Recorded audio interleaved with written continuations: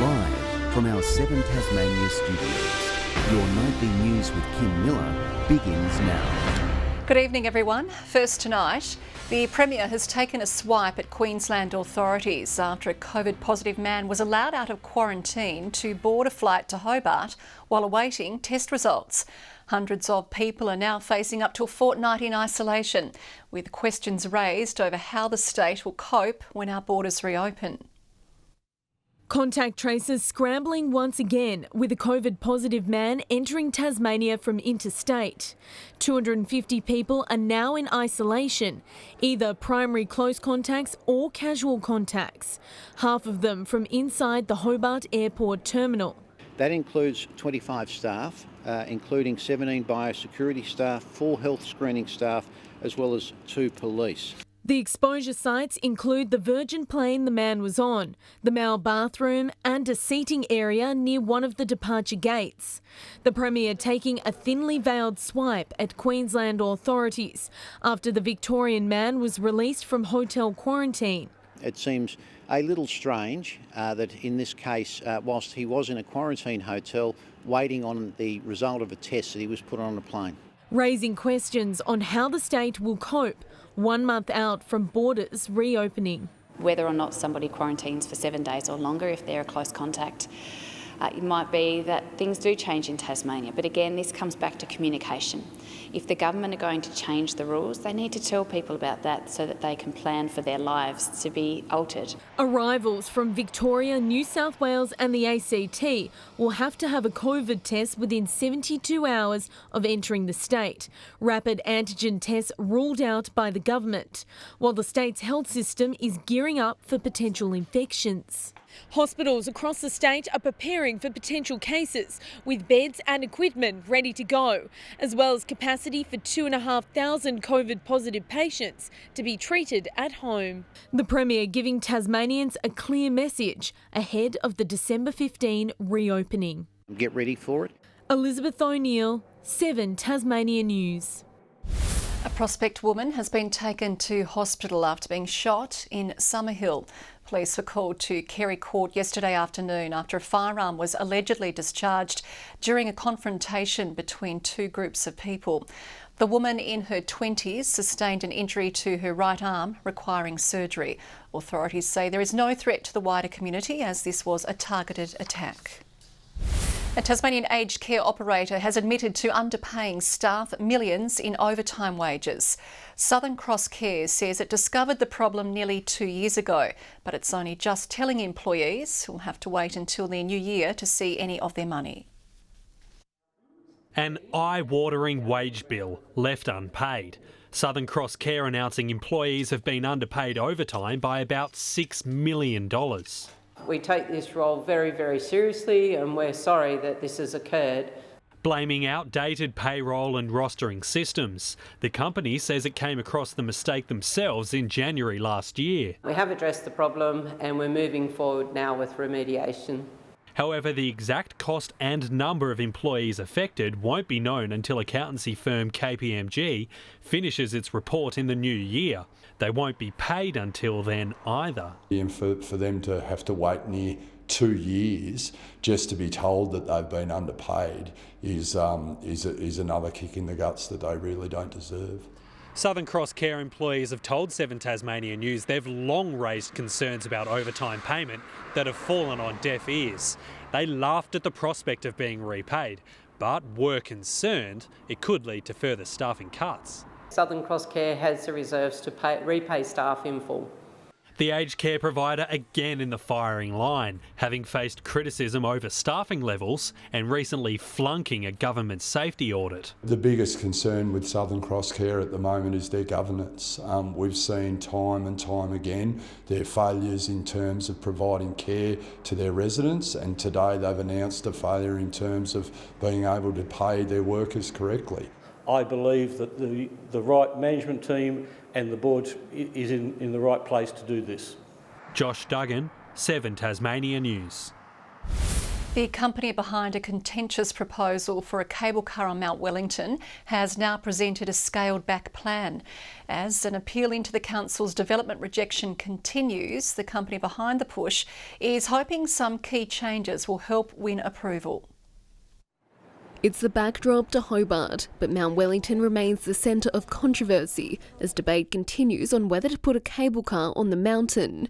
On days like today, when it's a beautiful sunny day now, a lot of snow, the road is closed as it normally is, and we think that's a real pity. The proponent of the contentious proposal now has a new pitch, putting forward an amendment to their original development application. We're reducing the size of the impact of the project, and that was feedback we've received, particularly from Hobart City Council. That includes scaling back the Pinnacle Centre, scrapping plans for a restaurant, proposing a cafe instead, lowering the number of people who can travel in the cabin on the cableway from 80 to 40, also limiting its operation to daylight hours. This in no way goes to address the 30 grounds of refusal that the appeal will hear. This looks more like a PR strategy from the Mount Wellington Cableway Company. We've had a lot of public support and a lot of community support for this project. There has been a vocal group who have been opposed to it. They'd be opposed to whatever we did. The plan also condemned by the Tasmanian Aboriginal Centre. You wouldn't see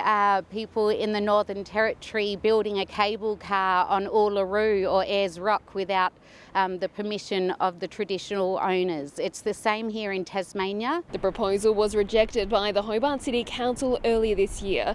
A date for the appeal hearing has been set for February 28. Meg Sides, 7 Tasmania News. Despite summer being just weeks away, a freezing night led to plenty of Tasmanians waking up to snow outside. Weather experts say Hobart had the coldest November morning in nearly 70 years. A vision of winter in spring. A sudden cold snap, bringing flecks of white to Mount Wellington. Ideal conditions for children and those young at heart to scuffle in the snow. Well, we were having a snowball fight. Just playing in the snow, pretending that we were young again, I guess. An exciting bonus for tourists exploring Tasmania's wilderness. As soon as we came to Hobart, they said it's going to snow in a couple of days' time. So we're proving, yes, it did. We thought we'd come out and see Mount Wellington, and we were lucky to see all the snow here today, so a bit of a rare treat. Rugging up warm, these sisters carefully constructing a snowy friend. Enjoying the Antarctic blast some had not witnessed for a long time. Oh, I love it. Oh, I'm from England anyway. So snow's good for me. I haven't seen it in 5 years, so I'm happy. The chilly conditions hitting other parts of the state, with many waking up this morning to flurries of snow. The Great Lake Hotel left blanketed in white as motorists along the Lyell Highway got an icy view, while in Hobart a record was broken. Here in Hobart, we got down to 2.9 degrees at about 5:30 this morning, which is the coldest November morning we've had in November since 1953. The road winding up most of Mount Wellington here was closed due to these icy and snowy conditions. Certainly an unusual sight for this time of year. It certainly is unusual to see snow settling so low in November, but it's not unprecedented. Here in Hobart, we saw the snow down to around about the 200 or 300 metre mark. And it won't be warming up too much just yet. It's still going to stay pretty cool right through the week. We will see a little rising trend of those temperatures during Tuesday and Wednesday though, but still remaining below average. It's spring. Should be warm. Yeah. Ruby Kamain, 7 Tasmania News. With those icy conditions comes a safety warning following a rescue at Lachlan overnight.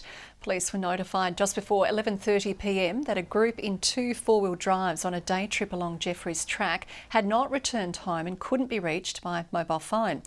The poor weather hindering air and ground rescue efforts, but the 2 adults and 6 children were eventually located safe but bogged at around 3 a.m. Police now encouraging off-road drivers to be well prepared. Have winches with you and appropriate off-road tyres and recovery equipment. Carrying with you, as I said before, a satellite phone is handy, and a PLB, a locator beacon as well. Police say the group advised others where they were going, which made the search a lot easier. The Tasmanian Forestry Hub is receiving nearly $1 million in extra funding to support the industry's growth in the state. The facility is one of 9 nationwide, receiving a share in almost $9 million in funding. We're looking at a demand study, working out exactly what the national demand is for timber and then how the Tasmanian sector can actually meet that demand. It's about securing the future of this industry and making sure that we can compete and do more here in Australia with this product, rather than sending the raw materials off to countries like China, Malaysia, wherever it might be, and then buying back the value-added product. The $900,000 will also be used to create a prospectus to encourage young Tasmanians to join the industry. It might not feel like it today, but summer is approaching apparently, and concerning new statistics show 1 in 2 children are not learning to swim, according to Swim Australia. The pandemic is partly to blame, while a lack of instructors in Tasmania is adding to the problem. Swimming coach Peter Tonkin says parents shouldn't be put off by long waiting lists for lessons and to try teaching their children themselves. Just don't give up because you can't get in a lesson or you're on a waiting list. Get them familiar with water. You get a feel for the water. So the more you're exposed to the water, the better the feel, the safer you'll become.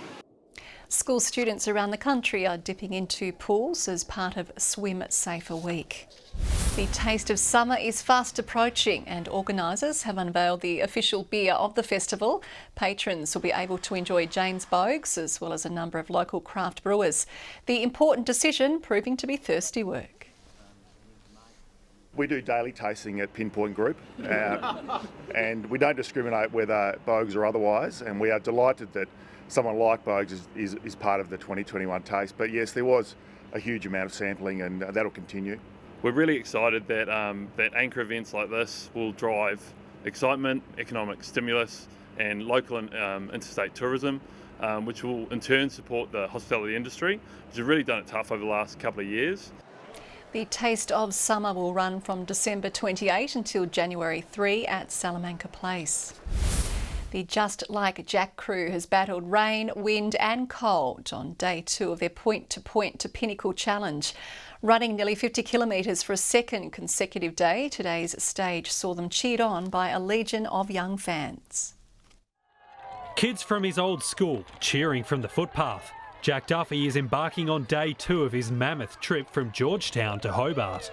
Oh, Jack's grin, the grin on Jack's face. I couldn't see him, but I can imagine it was ear to ear. Stopping by Scotch Oakburn and Perth primary schools as part of today's leg from Launceston to Epping Forest. The whole event is primarily about raising awareness of kids with different abilities. Kids like Jack are absolutely capable of doing anything with the right support around them. Also on the run is Timmy Bristow, a teacher at the school. His students cheering as loud as anyone today. I had a friend, I'm from Victoria, he did the Braveheart 7 marathons in 7 days in 7 states, and it's something I've always aspired to do, something big like that. As well as turning frowns upside down, the team has raised $12,000 on the first day of the trip. It's all about being able to buy equipment so the kids can just have fun, just to be able to go and enjoy a simple park outing with their families, or do a park run, a fun run, or just a simple walk. Their adventure finishes with Sunday's Point to Pinnacle. Chris and Jack have done it 4 times, but with a week of running just to get there, this will be their toughest edition yet. Josh Duggan, 7 Tasmania News. Hobart's Hugh Greenwood is at the centre of a draft disaster for the Gold Coast. He's been scooped up by North Melbourne in a sensational twist after the Suns delisted Greenwood to get around the AFL's list management rules. The Suns expected to simply redraft Greenwood, but he's now heading to Arden Street after the ruse swooped in. Only last week, the Tasmanian expressed his commitment to the Gold Coast when the plan was made public, hitting back at those questioning the Suns' strategy. Perhaps the only upside for the Suns, it'll free up some of their salary cap. With Game 1 off the Jack Jumpers' back, attention is turning to who will captain the new club. While Josh Adams cemented himself as a force for this season, a 2-time NBL champion is emerging from the pack. The scoreline wasn't in the fledgling club's favour, but the future leader may have been unearthed. Clint Steindl addressing his charges. No doubt reinforcing the positives. A small moment, perhaps significant, as the race to name the skipper begins. We'll try to find 2 captains and we'll have the players have that input. That decision is tipped to be made in the next week. For Josh Adams, his leadership is by example. Beats the track. Oh, what? What? Not that he's talking it up. One thing you guys will learn about me is I'm never really content with my own performance. The American import dropped 18 points, but he says letting the Bullets cash in from the charity line tipped the balance against the home side. We got to keep them off the free throw line. I think we sent them there 27 times. I think they made a majority of those free throws, which was actually detrimental for us in the game. As Adams flies up, Chris McCoy is stepping down. I came into the sport with a 5-year plan to make a difference and stayed for 9. McCoy's tenure in charge of Basketball Tasmania comes to an end in curious timing, given the Jack Jumpers have just played their first game. But the 50-year-old insists an early retirement has always been on the cards. I'll certainly be a very strong supporter of the Jack Jumpers. I'll attend games. I've got a lot of great contacts there. And in college basketball... Back out to Terran Armstrong, fakes, then plays it to his left to Trey Armstrong, brother to brother. Bernie's Trey Armstrong knocked down a team-best 17 points for California Baptist University. Taryn had 12. A freshly minted Olympian is gracing the Christmas carnivals. Stuart McSwain will run the Devonport Mile and Burnie Mile later this year. In Tokyo, McSwain produced the best result by an Australian in the 1500 metres at the Olympics since Herb Elliott in 1960. It will be his 6th appearance at the Christmas carnivals and lead to the World Championships in the US and Commonwealth Games in Birmingham next year. Good evening. Temperatures range from -6 on Mount Wellington to 15 in Launceston and St Helens, Hobart 11, Burnie and Devonport 13 today. Some temperatures up to 12 below average. Smithton, Lowhead, Friendly Beaches and Flinders Island 13, King Island, Strawn and Bushy Park 12, Grove 10, Lyawini a top of just 2. And here's the cold air field that landed on us today, but we were not alone. The southern part of South Australia and the southeast of the nation copped the same conditions, while a good portion of the mainland was relatively clear. Just some cloud over the top end in WA. Tomorrow a low lies to our southeast as a high centred near Adelaide extends a ridge across the mainland. Southwesterly winds, they'll reach up to 30 knots during the morning, then they'll decrease and 10 more westerly later, swells to 3.5 metres. Strong wind warning from Stanley to Low Rocky Point and for Storm Bay. A warning to sheep graziers for the east and southeast. A road weather alert for snow over roads in the west, central plateau, upper Derwent and southeast. Hobart a top of 14 and a possible shower. Shower for Adventure Bay, shower or 2 for Tarraleah, just 9 the high. 17 for Launceston and cloudy, partly cloudy for Devonport, partly cloudy as well for Bridport, 2 overnight, 15 the top. 15 for Burnie and cloudy, a shower for Strawn, 14 the top, and Marrawar cloudy, 13 the high. 16 for St Helens, cloudy for Swansea, 15 the top for Whitemark on Flinders. UV expected to be very high at 8. On Wednesday, mainly fine apart from light showers over the west and far south. Showers moving across from the west on Thursday, winds shifting west-southwesterly, and on Friday partly cloudy over the north and northwest, a few showers elsewhere. Partly cloudy in Perth and Adelaide, a morning shower over Melbourne, sunny weather forecast for Canberra and Sydney, another 30-degree day in Brisbane, Darwin 25. That's the overnight low before 37 tomorrow. A long way from that here. It's 8 degrees in Hobart at the moment, 11 in Launceston, partly cloudy in Devonport and 10. A lot of people chatting about today's weather, Kim. As I've been telling everybody, you've got to remember in Tasmania we have 2 seasons, winter and February. Well, I'm very much looking forward to February if that's the case. Thanks, Merv.